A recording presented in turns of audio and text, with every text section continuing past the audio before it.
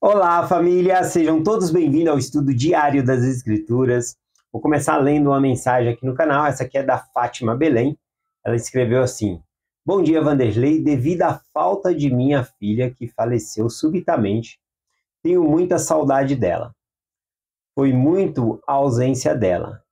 Essa mensagem me confortou demais a refletir sobre a importância do mundo celestial. Muito obrigado, meu filho do coração. Até amanhã. Eu gosto muito, né, da Fátima Belém. Ela é minha mãezinha do coração também. Gratidão por essa mensagem, por você compartilhar aqui o seu testemunho, tá bom? E que por meio dessa mensagem você sentiu o consolo do Senhor, né? Uma situação muito difícil, mas que o Senhor tem ancorado, né? Você. Imagino pessoas que não têm o que você tem, que é uma certeza do Evangelho, uma certeza da eternidade, né? A gente vê em alguns velórios, né, pessoas que pensam que a vida acabou ali, né? É um choro, um desespero, um choro de desespero. Nós vamos chorar, sim, saudade, sentir falta, mas não um choro de desespero de que acabou tudo. Nós temos uma certeza no Evangelho e essa mensagem fez, né, você refletir sobre o mundo celestial. Gratidão por compartilhar, viu? Vamos lá para a mensagem de hoje. Nós vamos estudar Doutrina e Convênio 132. Essa sessão aqui ela vai trazer sobre a eternidade do casamento, sobre o selamento, sobre ressurreição e exaltação das famílias. E sim, vai trazer sobre um assunto muito delicado que é o casamento plural, tá bom? Então, começando aqui essa mensagem, trazer ela aqui de uma maneira que nós possamos entender melhor. O começo aqui no cabeçalho fala que essa revelação ela foi recebida em 1843, tá bom? É a data dessa revelação aqui.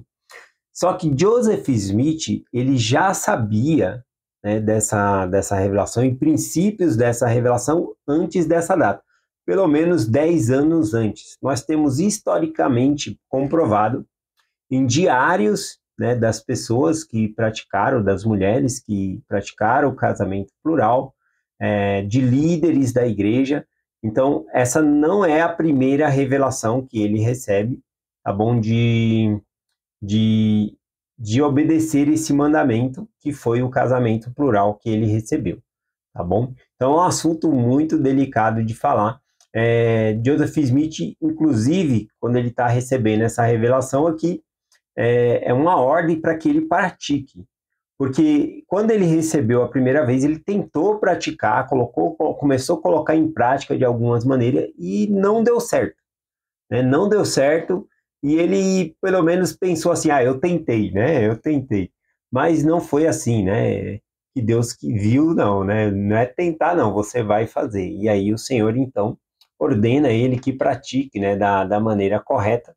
A maneira que ele apresenta, né, essa revelação para as pessoas, talvez não tenha sido a maneira mais adequada, né? Eu lendo ali o livro Santos, Revelação em Contexto, eu vejo que talvez a maneira que ele escolheu de compartilhar não foi a maneira mais adequada, mas, por fim, né, eu acho que o assunto é tão indelicado que não tem, assim, uma maneira adequada de apresentar, né? Algo que feria muito Joseph Smith na questão de praticar essa lei era justamente ferir os sentimentos da sua esposa. É algo que pesava muito nele ali, tá bom?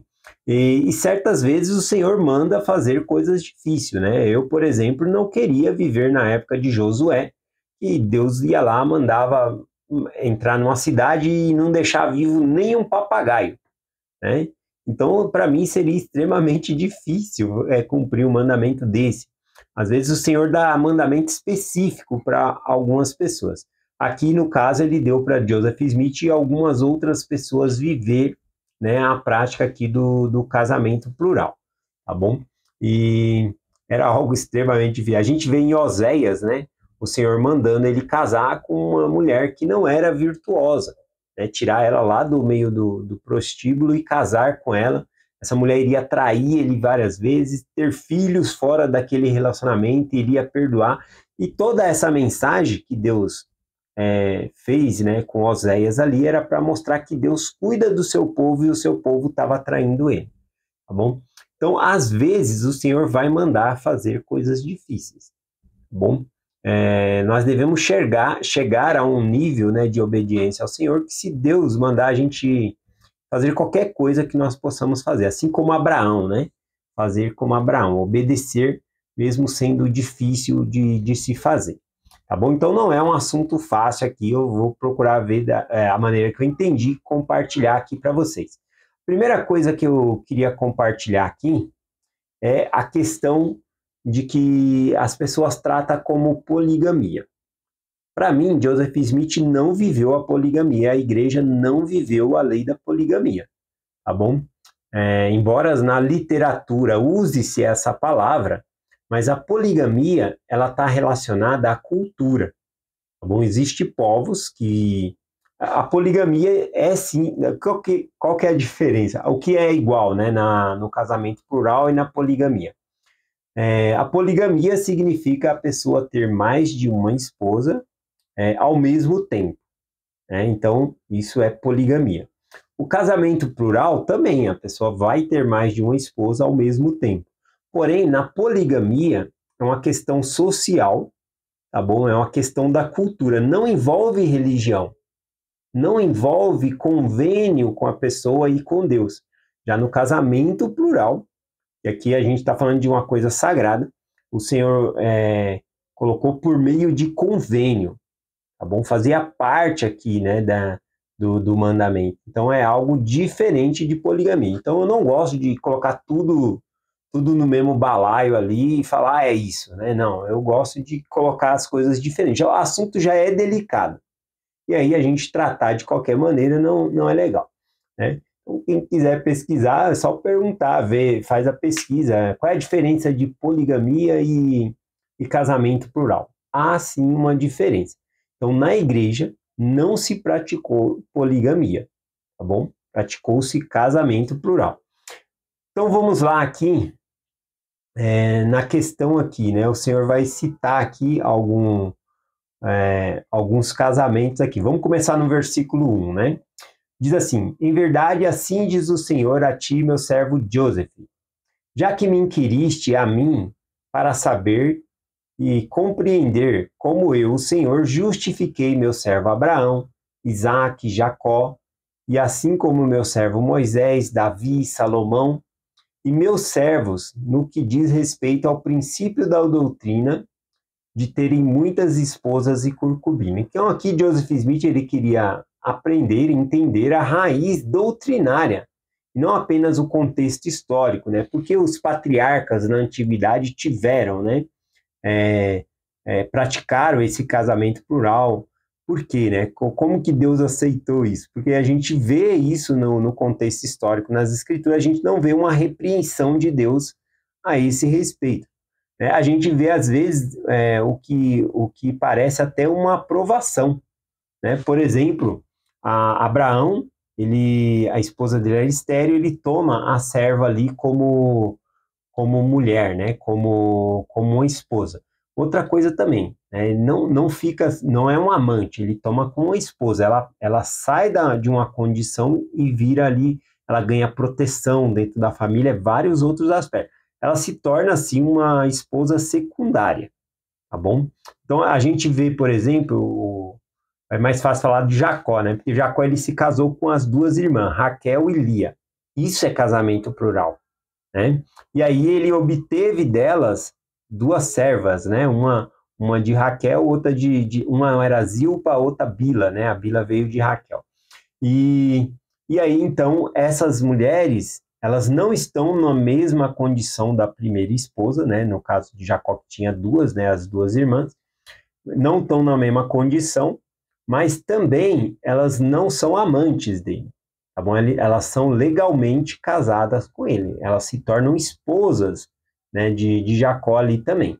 Daí que vem as 12 tribos de Israel. Todos os filhos são legítimos ali, tá bom? Ele vai ter filho com as 4 mulheres ali, tá bom? Então, Aqui, então, Joseph Smith ele queria saber, né, poder compreender como que o Senhor justificou, né? A palavra justificou, ela vem aqui do sentido de como que o Senhor aprovou ou permitiu ou deu legitimidade, né, a esses atos. É isso que Joseph Smith está perguntando aqui. Interessante aqui nessa lista que ele citou Abraão, Isaac e Jacó. E Isaac foi monogâmico, né? Ele teve uma única esposa ali, Rebeca, né? Foi a esposa dele. Ele teve dos 3 patriarcas ali, ele foi o único que foi monogâmico. E aqui foi citado ele.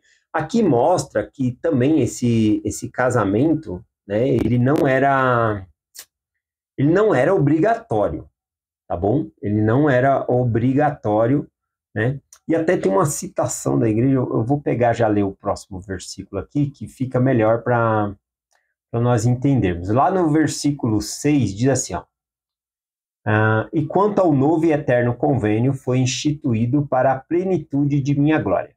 Aqui então, quando fala que o convênio do casamento eterno foi constituído para a plenitude de minha glória, para a glória do Senhor, né?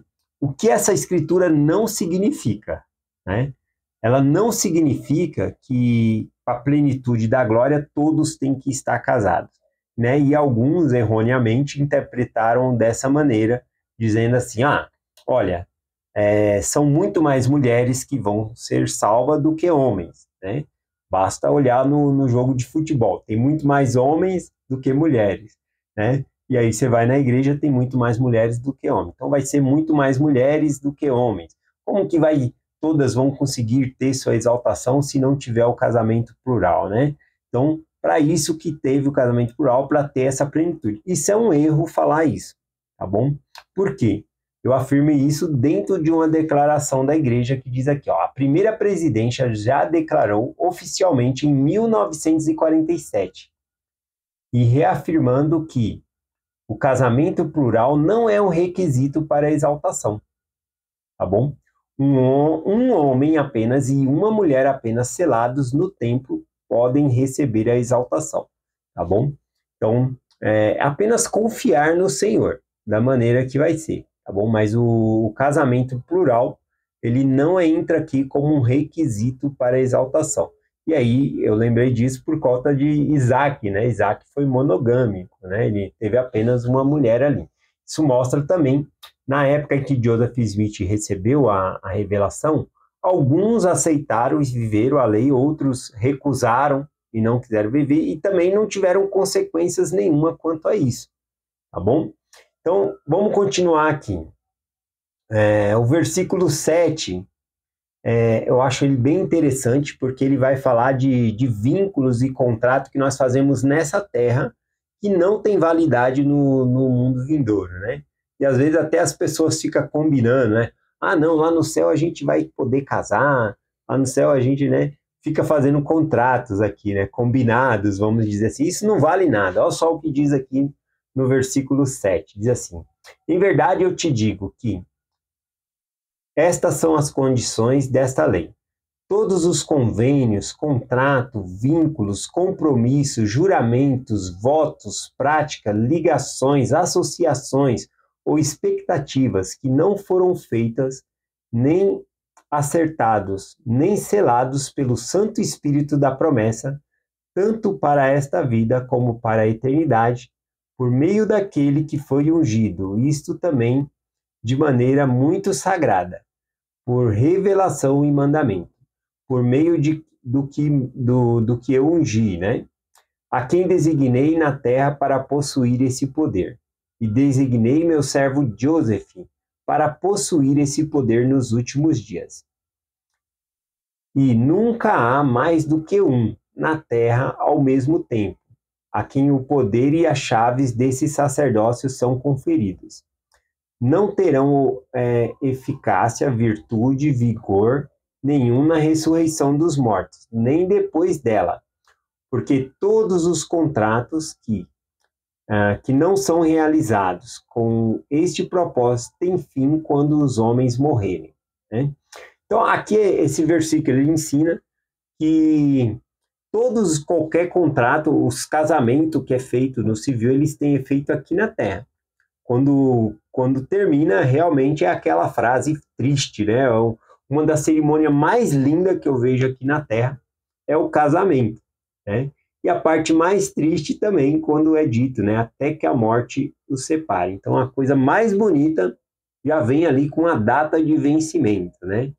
E o selamento no templo não, é para o tempo e toda a eternidade. É o casamento no templo, né? Nós chamamos de selamento por conta do nome, do convênio que se faz, da ordenança, né? O nome da ordenança é selamento, selar, unir ali para a eternidade, tá bom? Então aqui ele deixou muito claro que qualquer vínculo, né? Tudo aqui é temporário. Qualquer vínculo que a pessoa fazer, contrato, aqui é temporário e vale somente para essa terra, tá bom?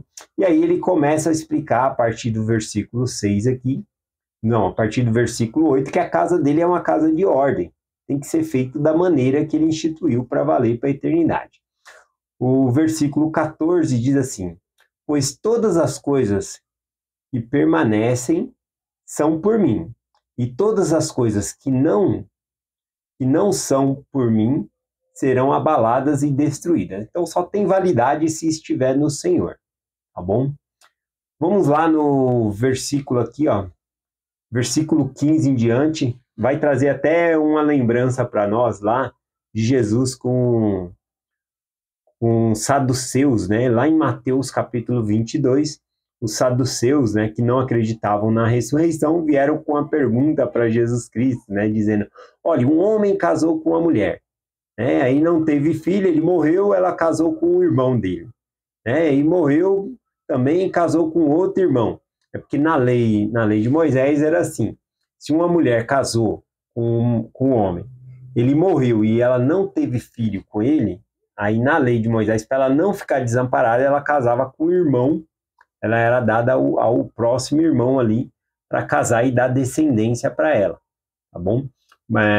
E aí então tá falando, os saduceus vêm com essa história que sete irmãos possuíram a mulher e nenhum deles teve filho com ela e morreu, né? E aí quando morrer a mulher, né? E na ressurreição ela vai ser de quem? Sendo que 7 homens possuíram ela, né? E aí Jesus Cristo responde, né? Que no céu não se casam nem são dados em casamento, mas vão ser anjos. Por que Jesus Cristo está falando? Porque o casamento deles foi só para essa vida. Né? É um casamento com efeito civil, vamos colocar nas nossas palavras aqui, até que a morte separe. Então não vai ter vínculo nenhum na eternidade. E aqui, nessa passagem, me lembrou isso. Tá bom? Vamos ver aqui, porque faz uma menção ao que Jesus Cristo falou lá. Ó, Doutrina e Convênio 132, versículo 15 em diante. Portanto, se um homem se casar com uma mulher no mundo e não se casar com ela pelo meu intermédio, nem por minha palavra. Ele está falando aqui, ó, se você tiver um casamento no civil, mas não tiver um casamento dentro do templo, é isso que ele está falando aqui, né? Aí ele coloca aqui: e fizer convênio com ela enquanto estiver no mundo, e com ele, né? E ela com ele. E o seu convênio e casamento não terão valor algum quando morrerem e quando estiverem fora do mundo. Portanto, não estarão ligados por lei alguma quando estiverem fora do mundo. Portanto, enquanto estão fora do mundo, não se casam nem são dados em casamentos, mas são designados anjos no céu. Anjos esses que são servos ministradores, para ministrar em favor daqueles que são dignos de um peso maior, imensurável e eterno de glória. Então aqui ele deixa muito claro essa questão aqui de que no céu não casam, não são dados em casamento, porque o convênio tem que ser feito aqui, tá bom? Tem que ser por alguém que tenha autoridade aqui. Então o pessoal pode casar 10 vezes, que só é até que a morte os separe mesmo, tá bom? Agora aqui, então, ele vai trazer o versículo 18, que traz o aspecto de quem é selado no templo. E aí sim vai perdurar, tá bom? Vou ler só esse versículo por conta do tempo aqui, né? Diz assim, ó: e também em verdade vos digo, que se um homem se casar com uma mulher e fizer convênio com ela para esta vida e para toda a eternidade, E se esse convênio não foi feito por mim, nem por minha palavra, que é a minha lei, e não for selado pelo Santo Espírito da promessa, por meio daquele que ungi e designei, para esse poder não será válido fora do mundo, né? Não terá vigor. Eu vou ler o 19, que o 19 que vai falar do vigor que tem, né? Se selar no templo, e diz aqui. E também em verdade vos digo que se um homem se casar com uma mulher pela minha palavra, que é a minha lei, e pelo novo e eterno convênio, e for selado pelo Santo Espírito da promessa, por aquele que foi ungido, a quem conferi esse poder e chaves desse sacerdócio, e for dito a eles, surgireis na primeira ressurreição. E se for depois da primeira ressurreição, na próxima ressurreição. E herdarão tronos, reinos, principados, poderes, domínios, em todas as alturas e profundidades. Então, aí eu parei para tossir aqui, o tempo está avançado, né? Aqui continua o versículo, né? E então será escrito no livro da vida do Cordeiro que eles não cometerão assassinato nem derramamento de sangue, e guardarem o meu convênio. E não cometerei assassinato nem derramamento de sangue, ser-lhe-á feito de acordo com todas as coisas que meu servo disse, ou seja, levantarão na primeira ressurreição, se não for na primeira, será na próxima, mas serão eternos, serão um casal eterno, unidos para toda a eternidade, tá bom? Então é essa mensagem que eu compartilho hoje com vocês, em nome de Jesus Cristo, amém. Até amanhã.